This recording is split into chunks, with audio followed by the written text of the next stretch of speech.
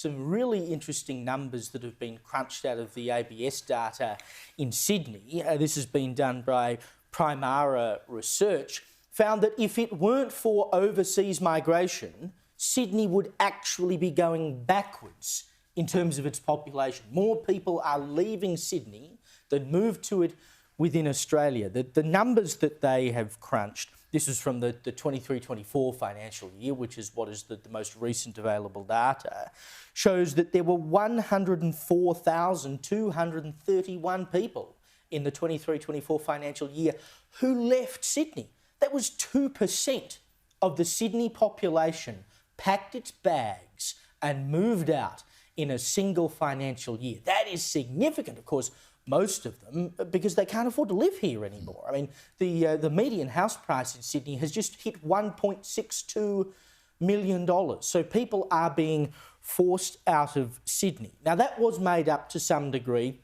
by people who moved from interstate. They were 63,145 people. So even if you account for that, it would have meant, without any overseas migration, that you would have had a net internal migration in Sydney of minus 41,086 people. So the population of Sydney would naturally have gone backwards without overseas migration. It is the only city in the country that would have gone backwards if it weren't for overseas migration. But that overseas migration is so significant that in that time it added 120,886 people. So even though 104,000 moved out of Sydney, they just ship them all in from overseas. Now, isn't this an interesting proposition?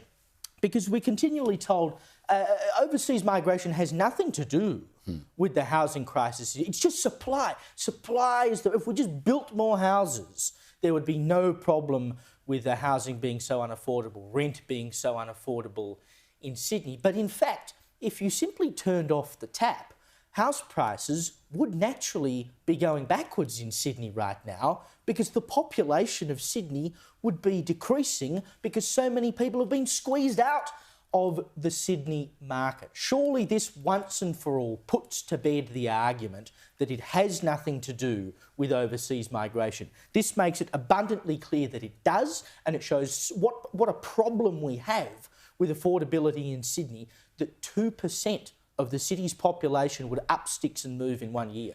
Yeah, and according to the report, the people, as you said, who are leaving Sydney are not leaving because they don't like the lifestyle. Sydney is the most beautiful city in the country, I think. The climate is fantastic. Well, I've got to say Perth is lovely too. I was there on the weekend. But people aren't leaving because they don't like the city, because they don't want to be here. They simply can't afford to be here. And so you've got Australians moving out, being replaced by even more people from overseas, and this churn just continues. It's not sustainable to keep doing this. Yeah, and if it were a proper market that were closed, where you didn't have immigration, house prices would naturally correct because people would leave and prices would come down. But that's just simply not happening because you're continuing to flood the market with immigrants. And this is really, really sad. You've got people that have grown up here, families have been in Sydney for generations, and now their children, mostly young families, quite likely, have to move cities because you can't find anywhere that's affordable or big enough as well. And the most common place that Sydney-siders were moving was Queensland. And you know, Mark Stein, who wrote a couple of great books about demography and how that really does change a culture, he asks the question, can a city be the same city but with different people? And of course the answer is no, because the people make the culture, the people make the city.